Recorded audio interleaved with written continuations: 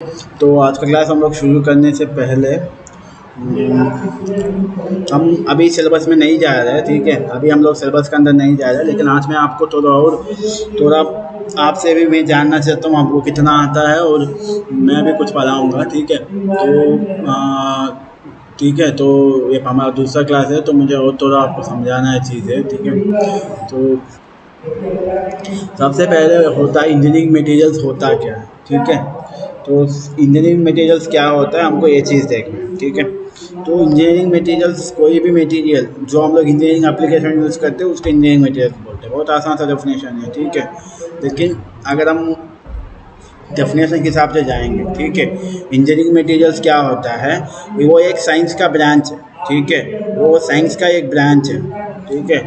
Science का वो एक ब्रांच है, और ये क्या करेगा, अभी जितने मटेरियल्स एग्जिस्टिंग में हैं, अभी जितने खोजा गया है वो मटेरियल्स का क्या क्या प्रॉपर्टीज़ हैं, ठीक है। जितने भी खोजा गया मटेरियल्स है उनका प्रॉपर्टीज़ क्या है, उनका फंक्शंस क्या है, वो कैसे काम करते हैं वो मटेरियल्स, उनका क्या क्या प्रॉपर्टीज़ है, और हमको उसको कहाँ कहाँ यूज़ कर सकते हैं।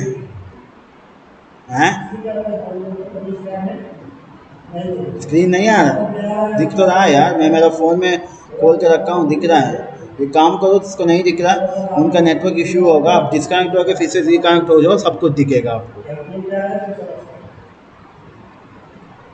ठीक है।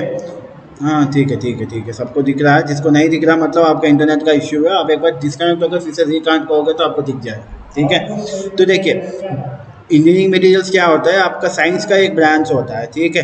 वो ब्रांच क्या करता है, वो स्टडी करता है, मतलब क्या स्टडी करता है, जितने भी हमारे एग्जिस्टिंग मटेरियल्स है, जितने भी अभी तक साइंटिस्ट ने खोज रखा है मटेरियल्स, ठीक है, जितने भी हमारे एग्जिस्टिंग मटेरियल्स है उन मटेरियल्स का क्या क्या प्रॉपर्टीज़ है, ठीक है, और उनका फंक्शन, मतलब वो कैसे काम करते हैं।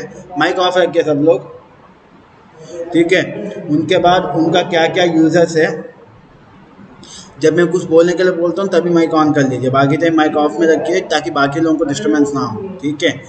तो जो भी मटेरियल्स खोजा गया है उनका क्या क्या प्रॉपर्टीज़ है, वो उनका क्या क्या क्या फंक्शंस है, वो कैसे काम करते हैं, और वो हम कहाँ कहाँ यूज़ कर सकते हैं, और अगर हम उनको 2-3 मटेरियल्स को मिक्स करेंगे तो जो नया मटेरियल बनेगा वो कैसा मटेरियल बनेगा। तो इन सब के बारे में हम जब आप पढ़ेंगे तो वो हम लोग कहाँ पढ़ेंगे, आपका इंजीनियरिंग मटेरियल्स में पढ़ेंगे, ठीक है। ये सब हम लोग कहाँ पढ़ेंगे, इंजीनियरिंग मटेरियल्स में पढ़ेंगे, ठीक है। तो बहुत आसान है डेफिनेशन, डेफिनेशन कुछ नहीं है कि इंजीनियरिंग मटेरियल्स जो है, इंजीनियरिंग मटेरियल्स आपका साइंस का एक ब्रांच है, ठीक है। और ये ब्रांच क्या डील करेगा कि जितने भी हमारे एग्जिस्टिंग मटेरियल्स है जो अभी तक खोजा गया है उन मटेरियल का क्या क्या प्रॉपर्टीज़ होते हैं, और वो मटेरियल्स का क्या क्या फंक्शन होता है, और वो कहाँ कहाँ यूज़ होते हैं। अगर हम 2-3 मटेरियल्स को मिलाएंगे तो जो कॉम्पोजिट बनेगा वो कैसा कॉम्पोजिट बनेगा, तो उन सबको बारे में पढ़ने में हम लोग क्या बोलते हैं, इंजीनियरिंग मटेरियल्स बोलते हैं सब्जेक्ट को, ठीक है। तो इंजीनियरिंग मटेरियल्स क्या होता है, समझ में आया आप लोगों को।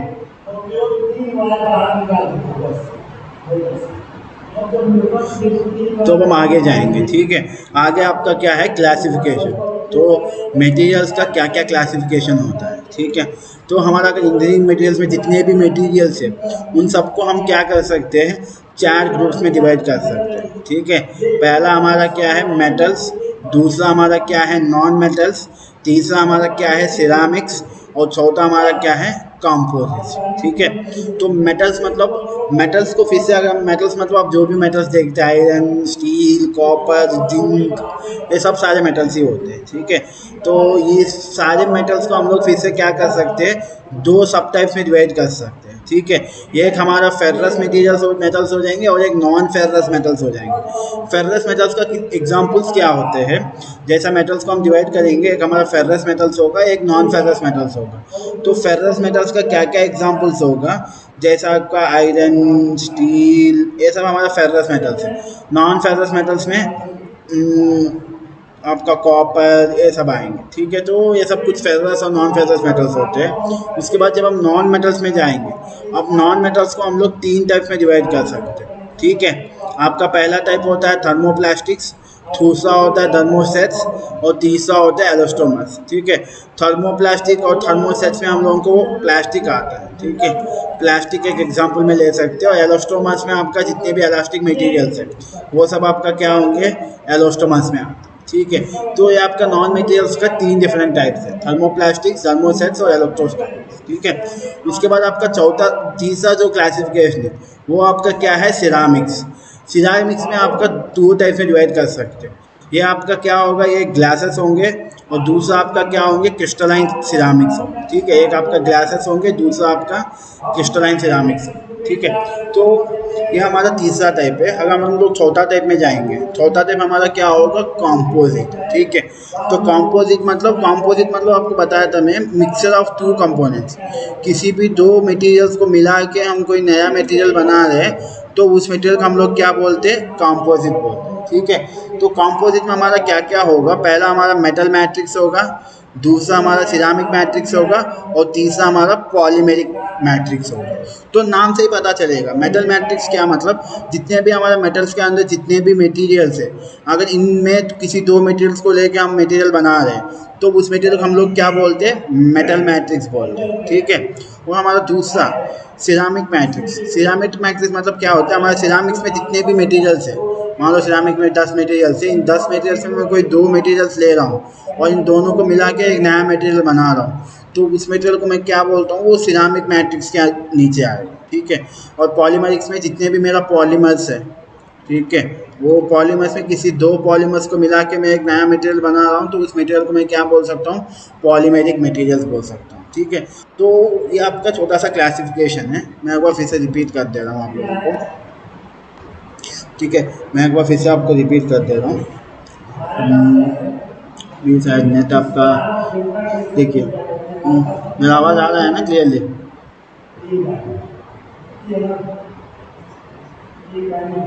ठीक है, ठीक है, तो देखिए मैं तो आपको सिर्फ क्लासिफिकेशन बताया था।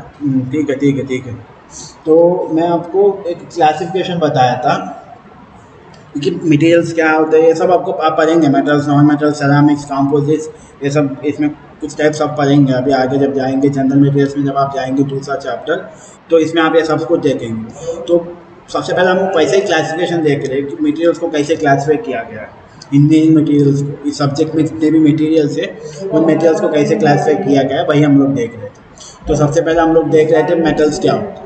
ठीक है, तो पहला क्लासिफिकेशन जो भी इंजीनियरिंग मटेरियल्स है उनको 4 में डिवाइड किया गया है। पहला मेटल, दूसरा नॉन मेटल्स, तीसरा आपका सिरामिक्स और चौथा आपका कंपोजिट्स। ठीक है, मेटल, नॉन मेटल, सिरामिक्स और कंपोजिट्स। ठीक है, तो अब जब हम मेटल्स देखेंगे तो मेटल्स को फिर से 2 टाइप्स में डिवाइड किया गया है। तो पहला टाइप क्या है मेरा, फेरस मेटल्स, और दूसरा मेरा क्या है, नॉन फेरस मेटल्स। तो आपका कॉपर ये सब नॉन फेरस में आते हैं और आपका बाकी जो है वो फेरस में आते हैं। ठीक है, वैसे अगर हम नॉन मेटल्स में देखेंगे तो आपका नॉन मेटल्स जो होता है, एक मिनट यार, आपका नॉन मेटल्स जो होता है वो हमारा 3 टाइप्स के होंगे, थर्मोप्लास्टिक्स, थर्मोसेट्स और एलास्टोमर्स। ठीक है, तो थर्मोप्लास्टिक्स मतलब आपका प्लास्टिक से एक है एग्जाम्पल, थर्मोप्लास्टिक में आएगा, थर्मोसेट्स में एक अलग एग्जाम्पल होगा, एलास्टोमर्स में एक अलग एग्जाम्पल होगा। तो आप लोग जब पढ़ेंगे तब आपको ये सब समझ में आएगा, सिर्फ आज क्लासिफिकेशन देखिए। ठीक है, तो उसके बाद जब हम तीसरे में जाएंगे, हमारा तीसरा क्या है, सिरामिक्स। तो हम सिरामिक्स को 2 टाइप से डिवाइड कर सकते हैं। पहला मेरा ग्लासेस होगा, दूसरा मेरा क्रिस्टलाइन सिरामिक्स। ठीक है, तो ग्लासेस में आपका नॉर्मल ग्लास आएगा, क्रिस्टलाइन सिरामिक्स में जितने भी कुछ क्रिस्टल से जो मटेरियल्स होंगे उन सब मटेरियल्स आपका क्रिस्टलाइन सिरामिक्स में आएगा। ठीक है, उसके बाद जो चौथा होगा ये हमारा स्पेशल कैटेगरी होगा। ठीक है, ये हमारा कुछ स्पेशल मटेरियल्स होंगे।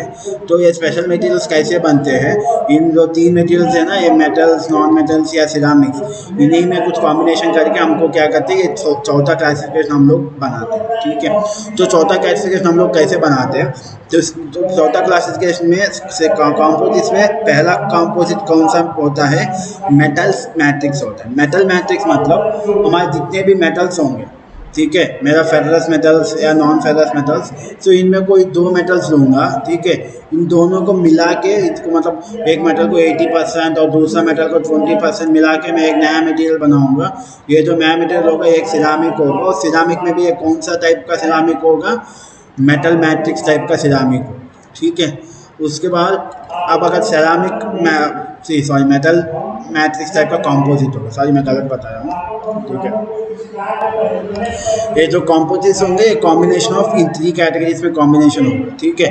जैसा अगर पहला वाला मेटल मैट्रिक्स का देखना है, मेटल मैट्रिक्स का अगर आपको देखना है तो आपको जो मेटल्स है, मेटल्स में किसी 2 मेटल्स को लूँगा, मान लो एक मेटल का मैं 80% लूँगा, दूसरे मेटल का मैं 20% लूँगा, और इन दोनों को मिला के मैं एक नया मटेरियल बनाऊँगा। उस मटेरियल को मैं क्या बोलता हूँ, मेटल मैट्रिक्स सिरामिक के कैटेगरी में आएगा वो मटेरियल, क्योंकि वो मटेरियल जो बना है वो दोनों मेटल्स को मिला के बना गया है, तो वो मेटल मैट्रिक्स कॉम्पोजिट। हाँ कॉम्पोजिट क्या हुआ, हाँ एलॉय भी बोल सकते हैं एलॉय, लेकिन एलॉय भी उसी वजह से कॉम्पोजिट भी होता है, ठीक है। एलॉय भी ग्रुप में मिक्सर ऑफ एलिमेंट्स ही होता है, ठीक है। लेकिन वो क्लासिफिकेशन में जब आते हैं तो वो कॉम्पोजिट के नीचे ही आता है आपके एलॉय, कोई कंफ्यूज होने की बात नहीं, ठीक है। उसके बाद आपका जो दूसरा टाइप होगा कॉम्पोजिट्स में, वो होगा आपका सिरामिक मैट्रिक्स। सो सिरामिक मैट्रिक्स क्या होगा, आपका सिरामिक मटेरियल्स जो है इसमें कोई 2 मटेरियल्स लेंगे, एक मटेरियल आपका 80% लेंगे और दूसरा मटेरियल आपका 20% लेंगे, और इन दोनों मटेरियल्स को मिलाएंगे तो एक जो नया मटेरियल बनेगा, ये मटेरियल एक कॉम्पोजिट होगा, और उस कॉम्पोजिट को हम लोग क्या बोलते हैं, सिरामिक मैट्रिक्स कॉम्पोजिट बोलते हैं, ठीक है। उसके बाद जब हम लोग चौथे में आएंगे, हमारा तीसरा हमारा क्या है, पॉलीमर मैट्रिक्स। पॉलीमर मैट्रिक्स मतलब ये जो नॉन मेटल्स है, इनमें हम कोई 2 मेटल्स को लेंगे और इन दोनों को मिला के न्यू मेटल बनाएंगे, तो ये न्यू मटेरियल जो बनेगा वो पॉलीमेरिक मैट्रिक्स कॉम्पोजिट बोला जाएगा, ठीक है। तो ये हमारा क्लासिफिकेशन ऑफ मटेरियल्स है। तो आपका मटेरियल्स का क्लासिफिकेशन समझ में आया, ठीक है। मटेरियल का क्या, ठीक है। तो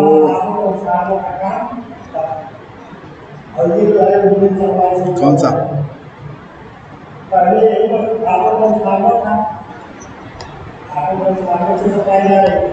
हाँ मेटालिक मैट्रिक्स एक टाइप है, कॉम्पोजिट में वो एक टाइप है, हाँ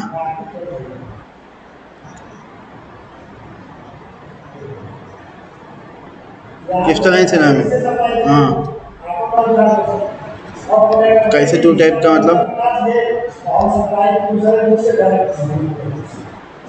हाँ वो आपको आएगा, वो जो क्लासिफिकेशन होगा सिरामिक में, फिर से ये सब इसमें फिर से क्लासिफिकेशन होगा, वो हम लोग जब उनके बारे में पढ़ेंगे तब आपको समझ में आएगा, ठीक है। अभी मैं उनको मैं बताया हूँ लेकिन होगा, ठीक है।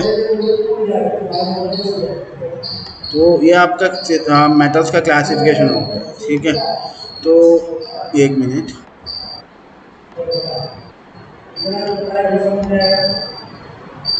तो 1 मिनट,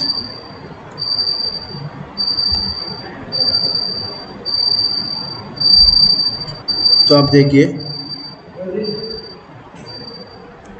तो अब आपके वाइट स्क्रीन दिख रहा होगा ना,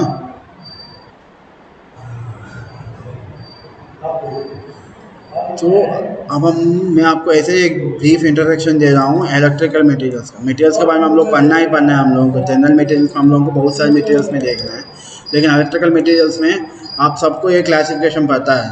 एक होता है आपका कंडक्टर्स, और दूसरा होता है आपका सेमी कंडक्टर्स, और तीसरा होता है आपका इंसुलेटर। ऊपर नीचे कर दिया हूँ, ठीक है। तो इसका क्लासिफिकेशन आपको पता है ना जी, कंडक्टर्स क्या होते हैं, सेमी कंडक्टर्स क्या होता है, इंसुलेटर्स क्या होता है, आपको पता है ना, ठीक है। लेकिन एक बार मैं रिपीट कर दूंगा आज की क्लास में, कुछ मेरा तो मटेरियल्स का सब्जेक्ट है, तो मुझे एक बार बताना वो, क्योंकि आगे आपका सिलेबस में है नहीं कहीं, सीधा आपका मटेरियल्स कंडक्टर्स का एक सेपरेट चैप्टर है और सेमी कंडक्टर्स का सेपरेट और इंसुलेटर का सेपरेट ऐसा बना है, लेकिन आपको क्लासिफिकेशन है नहीं। तो हम मेटल्स को ये जो इलेक्ट्रिकल मटेरियल्स है इनको 3 कैटेगरी में मतलब आप देख चुके हो, ठीक है। तो हम किस मटेरियल्स को हम कंडक्टर्स बोलते हैं, कोई एक बताएंगे किस मटेरियल्स को कंडक्टर्स बोलते हैं, मतलब कंडक्टर किसी मटेरियल को क्या क्या, कोई एक बोलिए, ठीक है। जिसमें करंट धारा मतलब आपका करंट जिसमें फ्लो करेगा उसको कंडक्टर बोलते हैं, और कोई डोनेट कर सके, ठीक है, जो इलेक्ट्रॉन डोनेट करेगा, और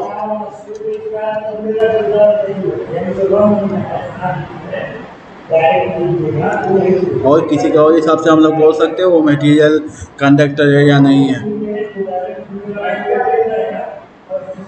हाँ, वो तो बता दिए, करंट वाला तो बता दिया, कोई और बता रहा है वो क्या है। हाँ, वैलेंसी ऑर्बिट में फ्री इलेक्ट्रॉन्स होना चाहिए, ठीक है।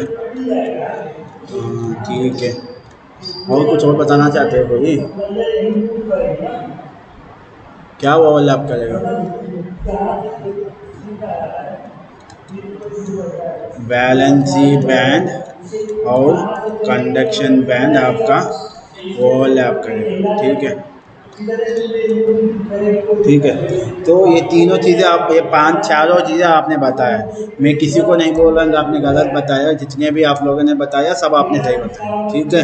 तो आपका जो कंडक्टर होगा वो करंट को फ्लो को, माइक ऑफ कर लीजिए सब लोग, ठीक है। आप सब लोग माइक ऑफ कर लीजिए, आदर्श माइक ऑफ कर लीजिए, ठीक है। तो अब देखिए, आपने जो बताया था करंट फ्लो होगा, हाँ भाई कंडक्टर में करंट फ्लो होगा, पहला वाला सही है। एक ने बोला कि ये इलेक्ट्रॉन को डोनेट करने का कैपेसिटी होना चाहिए, हाँ भाई इलेक्ट्रॉन को डोनेट कर पाएगा। और एक और ने बोला है कि इसमें फ्री इलेक्ट्रॉन होना चाहिए, हाँ ये भी सही है, फ्री इलेक्ट्रॉन होना चाहिए। और एक और ने बोला है कि इसमें वैलेंसी बैंड और कंडक्शन बैंड ओवरलैप करना चाहिए, ये भी सही है, ठीक है। लेकिन थोड़ा हम लोग टेक्निकल के हिसाब से देखेंगे, सब सही है, लेकिन इसको थोड़ा ऑर्गेनाइज करेंगे, मतलब एक सही रखेंगे, सही से प्रॉपर सीक्वेंस में रखेंगे, ताकि हमको ये समझ में आए कि क्या सही है क्या गलत है, ठीक है। तो आप, मैं किसी को नहीं बोल रहा हूँ कि आपने गलत बोला, सब लोगों ने सही बोला, ठीक है, किसी का गलत नहीं, ठीक है। तो कंडक्टर्स, तो मैं आपको दो थ्योरी के हिसाब से बता रहा हूँ, ठीक है। एक आपका इलेक्ट्रॉन थ्योरी है, ठीक है, और एक और मेरा बैंड थ्योरी है। एक मेरा इलेक्ट्रॉन थ्योरी है और एक मेरा बैंड थ्योरी है, ठीक है। तो आप सबको पता है, आप अपना बचपन से पढ़ते आ रहे हो कि आप कोई भी मटेरियल लेंगे, जो भी आप लेंगे उसमें सबसे छोटा जो होता है उसको हम लोग क्या बोलते हैं, एटम बोलते हैं, है ना। जो सबसे छोटा होता है उसको हम क्या बोलते हैं, एटम बोलते हैं, है ना। तो इस एटम को अगर अंदर से देखेंगे वो क्या होगा, ऐसा बीच में क्या होगा, एक न्यूक्लियस रहेगा। ये न्यूक्लियस जो है वो हमारा क्या होगा, प्रोटॉन प्लस न्यूट्रॉन से मिला रहेगा, और इसके चारों ओर कौन चक्कर लगाएगा, आपका इलेक्ट्रॉन्स चक्कर लगाएंगे, इलेक्ट्रॉन चक्कर लगाएंगे, ये सबको पता है, ठीक है। ये सबको पता है हम लोगों को कि ये हमारा बेसिक होता है, ठीक है। अब इलेक्ट्रॉन थ्योरी के हिसाब से हम कैसे बताएंगे कोई मटेरियल कंडक्टर।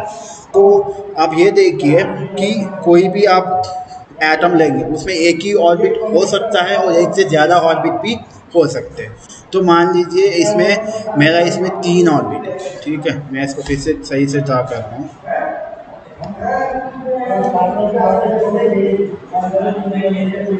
मैं इसको फिर से ड्रा कर रहा हूँ एडजस्ट करके, ठीक है। ये आप सबको पता है, मुझे पता है आपको पता है, लेकिन बताना मेरा काम होता है, इसे मैं फिर से बता दूँ, ठीक है। तो इसे यहीं पे ड्रा कर दूँगा, ऊपर नहीं नीचे ड्रा करना था।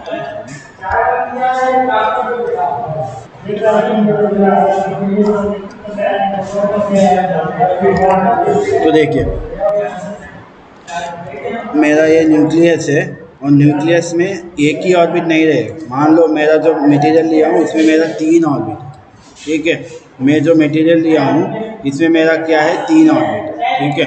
और जो इलेक्ट्रॉन के पास होगा, ठीक है, और जो इलेक्ट्रॉन के पास होगा इसका इन सारे इलेक्ट्रॉन्स के ऊपर जो न्यूक्लियस का फोर्स होगा वो बहुत ज़्यादा होगा, तो ये बहुत ज़्यादा फोर्स इन सबको पकड़ कर रखेगा। जैसे जैसे हम न्यूक्लियस से बाहर जाते रहेंगे, ठीक है, जैसे जैसे हम न्यूक्लियस से दूर जाते रहेंगे तो जो ऑर्बिट के ऊपर जो फोर्स होगा न्यूक्लियस का वो कम होता जाएगा। और सबसे आउटर में जो ऑर्बिट है इसमें जो इलेक्ट्रॉन्स है, इनमें जो सबसे बाहर जो ऑर्बिट रहता है, इस ऑर्बिट के ऊपर जो न्यूक्लियस का प्रभाव रहेगा इलेक्ट्रॉन्स को पकड़ के रखने का, वो क्या होगा, बहुत ही कम होगा, ठीक है। तो अब इस ऑर्बिट में, बाहर जो ऑर्बिट है, अगर इस ऑर्बिट में 4 इलेक्ट्रॉन्स से ज़्यादा इलेक्ट्रॉन्स होंगे, 4 इलेक्ट्रॉन से ज़्यादा इलेक्ट्रॉन्स होंगे, तो क्या होगा कि ये एटम को क्या हो जाएगा, अनस्टेबल हो जाएगा। अनस्टेबल मतलब क्या होगा, ये एटम ऐसा बन जाएगा कि इसमें 5 इलेक्ट्रॉन है, मान लो 5 है, तो ये जो 5वां इलेक्ट्रॉन है ये जो पांचवा इलेक्ट्रॉन है ये क्या होगा, इजीली ऑर्बिट से बाहर निकल के आराम से बाहर घूम पाए। ठीक है, ये जो पांचवा है ये न्यूक्लियस से ज़्यादा लग के नहीं रहेगा, तो उसकी वजह से ये क्या होगा, इजीली ऑर्बिट से, बहुत आसान से ऑर्बिट से बाहर निकल के आराम से बाहर घूमने लगेगा। ठीक है, लेकिन एक चीज़ आप याद रखिए कि आपको हर बार ये बताया होगा, कंडक्टर जो होता है उसमें बहुत सारे फ्री इलेक्ट्रॉन्स रहते हैं। फ्री इलेक्ट्रॉन्स मतलब आप ये मत सोचिए कि वो और पहले से ऑर्बिट से बाहर होकर घूमता जा रहा है, नहीं, वो ऑर्बिट में रहेगा। ये वो पांचवा इलेक्ट्रॉन है वो आपको ऑर्बिट में ही रहेगा, लेकिन ये इतना लूजली इससे कनेक्ट हुआ रहेगा कि इसको थोड़ा भी बाहर से एनर्जी मिल जाएगा ये तुरंत आराम से फ्री हो जाएगा। मतलब इस इलेक्ट्रॉन को फ्री करने के लिए थोड़ा बहुत एनर्जी दे देंगे तो आराम से फ्री हो जाएगा। तो ऐसा इलेक्ट्रॉन, ऐसा मटेरियल्स जिसके एटम के आउटमोस्ट ऑर्बिट में 4 से ज़्यादा इलेक्ट्रॉन्स है, जब 4 से ज़्यादा इलेक्ट्रॉन्स होंगे तो जो ज़्यादा इलेक्ट्रॉन्स जो है 4 के ऊपर वो सब आराम से फ्री हो जाएंगे। तो वैसा मटेरियल को हम लोग क्या बोल सकते हैं, कंडक्टर बोल सकते हैं। ठीक है, वैसा मटेरियल को हम लोग क्या बोल सकते हैं, कंडक्टर बोल सकते हैं। कंडक्टर मतलब समझ में आ गया ना, मतलब कंडक्टर मतलब जो बाहर का ऑर्बिट होगा उसमें अगर 4 से ज़्यादा इलेक्ट्रॉन्स रहेंगे तो वो सब इलेक्ट्रॉन्स क्या होंगे, लूजली टाइट होंगे और आराम से निकल के बाहर ना चलेंगे। ठीक है, तो इसमें जब बहुत ज़्यादा फ्री इलेक्ट्रॉन्स आएंगे, ठीक है, तो बहुत सारे फ्री इलेक्ट्रॉन्स रहेंगे तो इसको हम लोग कंडक्टर बोलते हैं। अगर ज़्यादा फ्री इलेक्ट्रॉन्स है तो थोड़ा एनर्जी देंगे, इलेक्ट्रॉन्स फ्री हो जाएंगे और आराम से मूव करने लगेंगे। अगर इलेक्ट्रॉन्स आराम से मूव कर रहे हैं तो इलेक्ट्रॉन्स को जो धारा है उसी को हम लोग क्या बोलते हैं, करंट बोलते हैं। ठीक है, तो आराम से करंट फ्लो हो जाएगा उसमें, तो वैसे इलेक्ट्रॉन्स को हम लोग क्या बोलते हैं, कंडक्टर्स बोलते हैं। तो आपको कंडक्टर समझ में आ गया?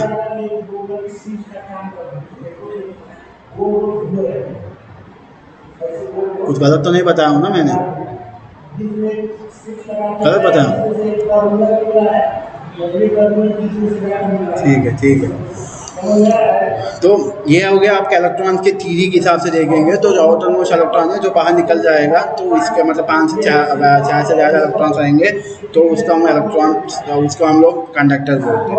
अब बैंड थ्योरी के हिसाब से देखेंगे तो बैंड थ्योरी के हिसाब से हमारा 2 बैंड्स हो सकते हैं। एक हमारा हो सकता है कंडक्शन बैंड, ठीक है, और एक हमारा हो सकता है वैलेंसी बैंड। ठीक है, अब ये बैंड कहाँ से आ गए, मैं आपको अभी बताया था, फिजिक्स के हिसाब से इलेक्ट्रॉन्स ही रहेंगे, इलेक्ट्रॉन्स ऑर्बिट में रहेंगे, ऑर्बिट से बाहर निकल जाएंगे। ठीक है, जब तक इलेक्ट्रॉन्स आपका वैलेंसी ऑर्बिट में है तो उस कंडीशन को हम लोग क्या बोलते हैं, वैलेंसी बैंड बोलते हैं। जब इलेक्ट्रॉन वैलेंसी बैंड से बाहर निकल जाएगा तो वो सीधा क्या होगा, कंडक्शन बैंड में चला जाएगा। ठीक है, जब तक ये इलेक्ट्रॉन, यहाँ पे जो इलेक्ट्रॉन है ये अगर आउटर मोस्ट बैंड ऑर्बिट में है तो मतलब ये वैलेंसी बैंड में है। जब इसको एनर्जी मिलेगा तो ये बाहर निकल जाएगा, जैसे ये बाहर निकल जाएगा मतलब ये कंडक्शन बैंड में चला जाएगा। ठीक है, तो अब भैया आप हमको बचपन से ही पढ़ाया जाता है कि कंडक्टर में जो वैलेंसी बैंड और कंडक्शन बैंड रहते हैं वो ओवरलैप किए रहते हैं। एक्चुअली वह बात ये नहीं होता, देखिए ओवरलैप तो किया रहता है, वो सच है, वो आपका जो हमने पढ़ा है वो गलत नहीं है, वो एकदम सच है। आपका बैंड, वैलेंसी बैंड और कंडक्शन बैंड ओवरलैप करे रहते हैं, लेकिन आपका ये जो बैंड होता है, आपका ये जो बैंड होता है वो एक ग्राफ होता है। ठीक है, आपका ये जो बैंड थ्योरी होता है वो एक ग्राफ होता है। ठीक है, और ग्राफ में जो वाई एक्सिस होता है ये आपका क्या होता है, एनर्जी होता है। ठीक है, अब एनर्जी होता है। अब आप कंडक्टर के कंडीशन में देखिए, मैं अभी आपको क्या समझाया था, इसको थोड़ा एनर्जी देंगे तो इलेक्ट्रॉन क्या हो जाएगा, बाहर निकल जाएगा। अगर एनर्जी नहीं दूंगा तो ये कहाँ रहेगा, वैलेंसी ऑर्बिट में रहेगा। अगर इलेक्ट्रॉन ऑर्बिट में है मतलब ये मेरा वैलेंसी बैंड में। ठीक है, और थोड़ा एनर्जी दूंगा तो क्या हो जाएगा, इलेक्ट्रॉन बाहर निकल जाएगा। तो इलेक्ट्रॉन बाहर निकला मतलब वो कंडक्शन बैंड में आ जाएगा। ठीक है, तो कंडक्टर में क्या होता है, जो वैलेंसी बैंड और कंडक्शन बैंड के बीच में जो एनर्जी गैप होगा, मतलब ये गैप क्या होता है, जो एनर्जी हम लोग देंगे इलेक्ट्रॉन को ऑर्बिट से फ्री इलेक्ट्रॉन बनाने के लिए, जो एनर्जी हम देंगे, ये एनर्जी क्या होगा, कंडक्टर्स में हमका ये जो एनर्जी चाहिए इलेक्ट्रॉन को फ्री करने के लिए, वो एनर्जी क्या चाहिए, बहुत कम एनर्जी चाहिए।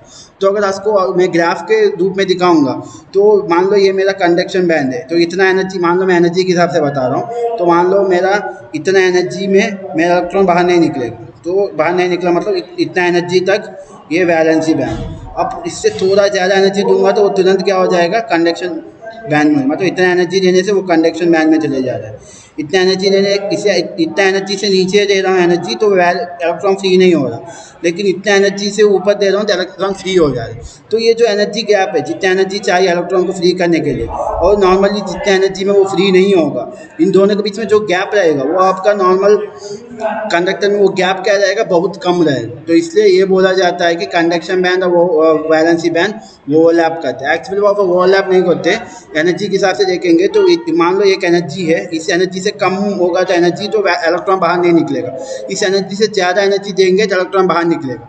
तो ये जो एनर्जी होता है ये हमारा क्या होता है, एनर्जी गैप होता है। तो कंडक्टर में क्या होता है, ये जो एनर्जी गैप होता है वो गैप बहुत कम रहता है, इसलिए आपका वैलेंसी बैंड और कंडक्शन बैंड दोनों क्या होता है, आपस में ओवरलैप हुए रहते हैं। तो आपको समझ में आया सबको? तो आसान है, मैं दोनों को मिला के आपको समझाया हूँ, शायद आप लोग आगे भी ऐसा पढ़े होंगे। मैं ये नहीं बोल रहा हूँ कि मैं कुछ स्पेशल पढ़ाया हूँ आपको। इलेक्ट्रॉन थ्योरी और बैंड थ्योरी का ही, बैंड थ्योरी मतलब ये मत सोचिए कि कुछ बैंड बने रहेंगे, बैंड कुछ नहीं बने रहेंगे। इलेक्ट्रॉन जब तक बैलेंसी ऑर्बिट में है तब तक उसका एनर्जी बैंड बोलते हैं, और इलेक्ट्रॉन जैसे उसको सफिशिएंट एनर्जी मिलेगा तो वो फ्री हो जाएगा, तो वो कंडक्शन बैंड में चला जाएगा।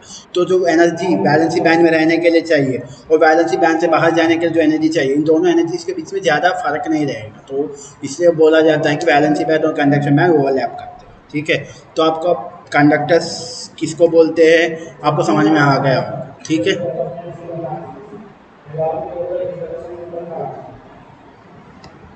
सबको समझ में आ गया ना?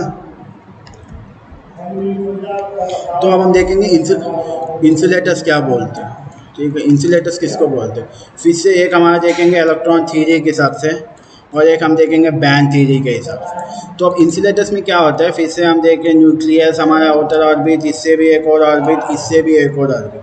लेकिन इंसुलेटर नाम का मटेरियल्स में क्या होता है, जो आउटर मोस्ट ऑर्बिट में जो इलेक्ट्रॉन्स रहेंगे वो 4 से कम रहेंगे। ठीक है, वो क्या होंगे, 4 से कम रहेंगे, 4 नहीं रहेंगे, 4 से कम रहेंगे। जब कम इलेक्ट्रॉन्स है तो न्यूक्लियस का जो फोर्स होगा वो इतना सफिशिएंट होगा कि इस इलेक्ट्रॉन्स को पकड़ के बैठ जाए। ठीक है, तो न्यूक्लियस का जो, क्योंकि अगर 4 से ज़्यादा है तो न्यूक्लियस का फोर्स 500 को नहीं पकड़ पाता, सिर्फ वो 4 को या 4 से कम वालों को पकड़ पाएगा न्यूक्लियस, 4 से ज़्यादा वालों को पकड़ नहीं पाएगा, इससे वो थोड़ा एनर्जी रेंज से निकल जाएगा। लेकिन जब हम इंसुलेटर में देखेंगे, इंसुलेटर में 4 से कम इलेक्ट्रॉन्स होते हैं। जब 4 से कम इलेक्ट्रॉन्स होंगे तो उनको न्यूक्लियस बहुत अच्छे से टाइटली पकड़ के बैठेगी। तो इस इलेक्ट्रॉन्स को फ्री करने के लिए उनको एनर्जी बहुत ज़्यादा देना पड़ेगा। ये नहीं बोल रहा हूँ कि एनर्जी नहीं देना पड़ेगा, एनर्जी बहुत ज़्यादा देना पड़ेगा। ठीक है, बहुत ज़्यादा एनर्जी देंगे तब। हाँ क्या,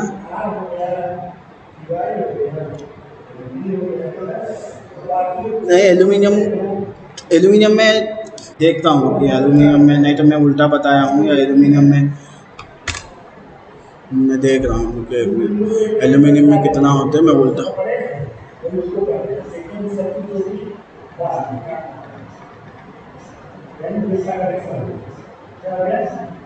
उल्टा बता रहा हूँ, लेकिन मैं देख रहा हूँ यार, मैं उल्टा बताया हूँ। हाँ मैं उल्टा बताया हूँ, सॉरी, फिर से सिर्फ मैं उल्टा बताया हूँ आपको। ठीक है, मैं आपको उल्टा बता दिया हूँ। नहीं मैं बोला मैं उल्टा, ऐसे मैं आपसे पूछा था मैं सही बताऊँ गलत बताऊँ, तो आप बोले मैं सही बताया। ठीक है, आप बोले मैं सही बताया, मैं मुझे बताया था उल्टा बताया हूँ मैं। ठीक है, मुझे लग रहा था मैं उल्टा बता रहा हूँ, तो लेकिन आपने बोला था कि आप सही कैसे होगा। देखिए कंडक्टर में क्या होगा, कंडक्टर में क्या होगा, जो बाहर का ऑर्बिट रहेगा, इसमें बाहर का ऑर्बिट रहेगा, मैं उल्टा बताया पूरा फॉर्म आपका जो फिनोमेना होता है। ठीक है, इलेक्ट्रॉन कंडक्टर में क्या होगा, जो बाहर का ऑर्बिट रहेगा, तो बाहर का ऑर्बिट में क्या होगा, 4 से कम इलेक्ट्रॉन्स रहेंगे। जब बाहर का ऑर्बिट में 4 से कम इलेक्ट्रॉन्स रहेंगे तो न्यूक्लियस का जो ये 4 इलेक्ट्रॉन्स को ये अनस्टेबल कंडीशन होता है। तो जब अनस्टेबल कंडीशन होगा तो न्यूक्लियस इनको पकड़ नहीं पाएगा, तो ये इलेक्ट्रॉन्स क्या होंगे, थोड़ा एनर्जी देने से बाहर निकल जाएंगे। तो ऐसा मटेरियल्स को हम लोग क्या बोलते हैं, कंडक्टर्स बोलते हैं। ठीक है। अब इंसुलेटर्स को देखेंगे, मैं उल्टा बताऊँ, मैं वही मान रहा हूँ उल्टा बताऊँ। क्या होता है कि कंडक्टर्स में क्या होगा, वैलेंसी ऑर्बिट में जो इलेक्ट्रॉन्स रहेंगे वो 4 से कम रहेंगे। 4 से कम मतलब 3 या 2 या 1 इलेक्ट्रॉन रहेगा। तो इस इलेक्ट्रॉन्स में न्यूक्लियस से 4 या 3 या 2 और 1 इलेक्ट्रॉन्स को टाइटली पकड़ के नहीं बैठ पाएगा, तो इसलिए इलेक्ट्रॉन्स न्यूक्लियस से टाइटली बॉन्ड नहीं होते। तो इस इलेक्ट्रॉन्स में अगर थोड़ा एनर्जी हम लोग देंगे तो इलेक्ट्रॉन क्या हो जाएगा, आराम से फ्री हो जाएगा। ठीक है, तो आराम से फ्री हो जाएगा। जैसे इलेक्ट्रॉन फ्री हुआ मतलब ये कंडक्शन के लिए तैयार है और मूव करेंगे आराम से। तो ऐसा मटेरियल्स को कंडक्टर्स बोलते हैं। अगर हम बैंड थ्योरी के हिसाब से देखेंगे तो ये अगर एनर्जी का मेरा वाई एक्सिस है, तो मैं आपको बताया था इलेक्ट्रॉन जब तक वैलेंसी बैंड में रहेगा तो उसको हम वैलेंसी बैंड बोलते हैं। अब अगर वैलेंसी बैंड से बाहर निकलेगा वो क्या होगा, कंडक्शन बैंड में चला जाएगा। ठीक है, तो आपको मैं बताया हूँ, अगर मेरा आउटर मोस्ट ऑर्बिट में 3 ही इलेक्ट्रॉन्स है तो न्यूक्लियस को जो फोर्स होगा इसका पकड़ने का वो फोर्स कम रहेगा, तो थोड़ा एनर्जी देने से फ्री हो जाएगा। मतलब वैलेंसी बैंड से कंडक्शन बैंड में होने के लिए, मतलब इलेक्ट्रॉन को फ्री होने के लिए जो एनर्जी चाहिए वो एनर्जी क्या होगा, बहुत कम होगा। इसके वजह से ये बोला जाता है कि आपका कंडक्शन बैंड और वैलेंसी बैंड क्या होते हैं, ओवरलैप होते हैं। तो ऐसा बताया जाता है, लेकिन ओवरलैप इसलिए होते हैं क्योंकि 3 इलेक्ट्रॉन्स या 2 या 1 इलेक्ट्रॉन रहने की वजह से क्या होता है, आपके इलेक्ट्रॉन्स न्यूक्लियस से टाइटली बॉन्ड नहीं होते, तो थोड़ा एनर्जी से निकल जाएंगे। तो इसलिए एनर्जी जब तक वो न्यूक्लियस ऑर्बिट में तब तक वो वैलेंसी बैंड, ऑर्बिट से बाहर गया मतलब कंडक्शन बैंड। तो ऑर्बिट से बाहर जाने के लिए इनको जो एनर्जी चाहिए वो बहुत कम एनर्जी चाहिए। ठीक है, तो इसलिए इनको क्या बोलते हैं, कंडक्टर्स बोलते हैं। ठीक है, तो मैं इसलिए आपको कंफर्म करने के लिए बोलता हूँ कि मैं उल्टा बता रहा हूँ क्या। हाँ, अब ठीक है।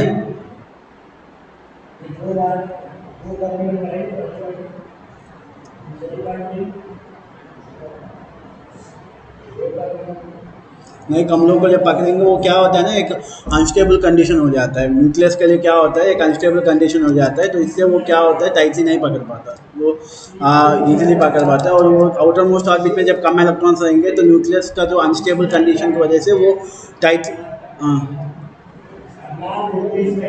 अनस्टेबल कंडीशन होता है। स्टेबल कंडीशन मतलब 4 इलेक्ट्रॉन्स से ज़्यादा होंगे तो वो आपका सब ऑर्बिट्स रहेंगे ना, आपका एस ऑर्बिट, पी ऑर्बिट, ऐसा आपका सब ऑर्बिट्स रहेंगे।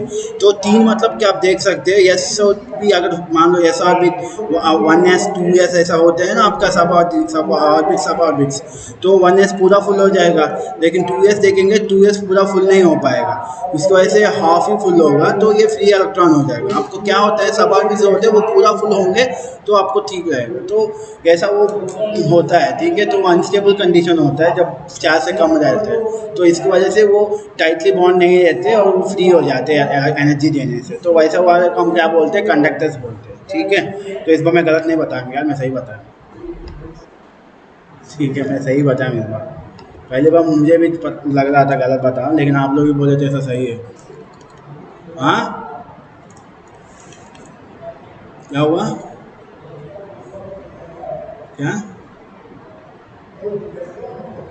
आवाज़ आप लोगों का नहीं आया यार, मेरा नहीं आ रहा, मेरा आवाज़ नहीं आ रहा है क्या, आ रहा है? अब इंसुलेटर्स दिखाऊं, दिख रहा है इंसुलेटर्स, इंसुलेटर्स जो दिखाऊं, तो इंसुलेटर्स में क्या होता है, इंसुलेटर्स में तो आउटर मोस्ट जो ऑर्बिट रहता है, जो आपका आउटर मोस्ट ऑर्बिट रहता है। ठीक है, जो आउटर मोस्ट ऑर्बिट में क्या होगा, 4 से ज़्यादा इलेक्ट्रॉन्स रहेंगे, मान लो 5 इलेक्ट्रॉन्स। जब 4 से ज़्यादा इलेक्ट्रॉन्स आएंगे तो न्यूक्लियस का जो फोर्स होता है इन इलेक्ट्रॉन्स के ऊपर वो टाइटली बॉन्ड होता है। जब ये न्यूक्लियस, ठीक है, तो आपका इंसुलेटर्स क्या होते हैं। ठीक है, तो इंसुलेटर्स में क्या होते हैं, आपका जो आउटर मोस्ट ऑर्बिट रहेगा, ठीक है, आउटर मोस्ट ऑर्बिट में आपका क्या होगा, उसका क्या इलेक्ट्रॉन्स जो रहेंगे वो इलेक्ट्रॉन्स 4 से ज़्यादा रहेंगे, तो इसकी वजह से ये सब न्यूक्लियस से टाइटली बॉन्ड रहेंगे। तो इनको फ्री करने के लिए जो एनर्जी, क्या हुआ, क्या हुआ प्रदीप,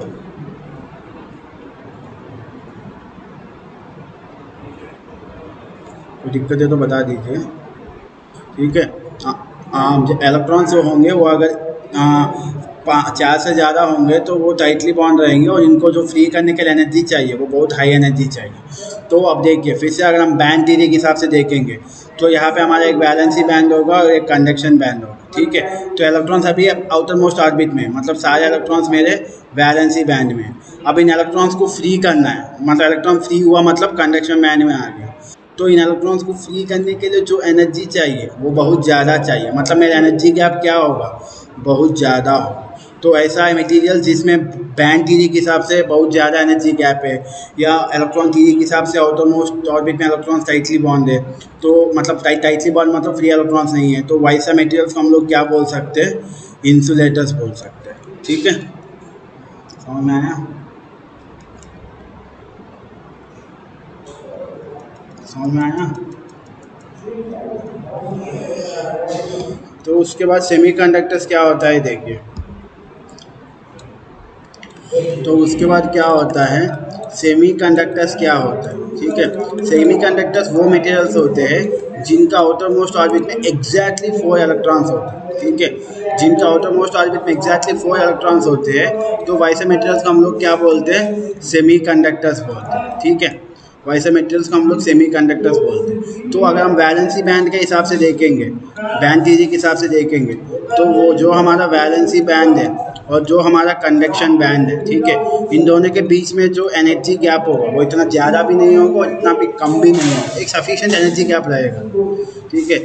सफिशिएंट एनर्जी गैप रहेगा, तो थोड़ा एनर्जी देने से ये फ्री हो जाएंगे, अगर नहीं देने से वो फ्री नहीं होंगे, मतलब ये बीच वाले मटेरियल्स। तो ऐसे मटेरियल्स को हम लोग क्या बोल सकते हैं, सेमीकंडक्टर्स बोलते हैं। तो मतलब सेमीकंडक्टर्स में कंडक्शन करवाने के लिए हमको क्या करना पड़ेगा, कुछ अमाउंट ऑफ एनर्जी देना पड़ेगा। कंडक्शन से जैसा कम एनर्जी से नहीं तो ज़्यादा एनर्जी नहीं, 1 to 3 इलेक्ट्रॉन, हाँ सही बोल रहे हो यार अंकित, जो बोल रहे हो सही बोल रहे हो, ठीक है।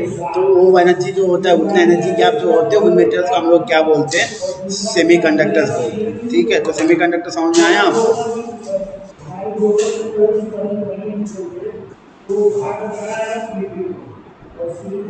तो ये सब आपको पता ही है, ठीक है।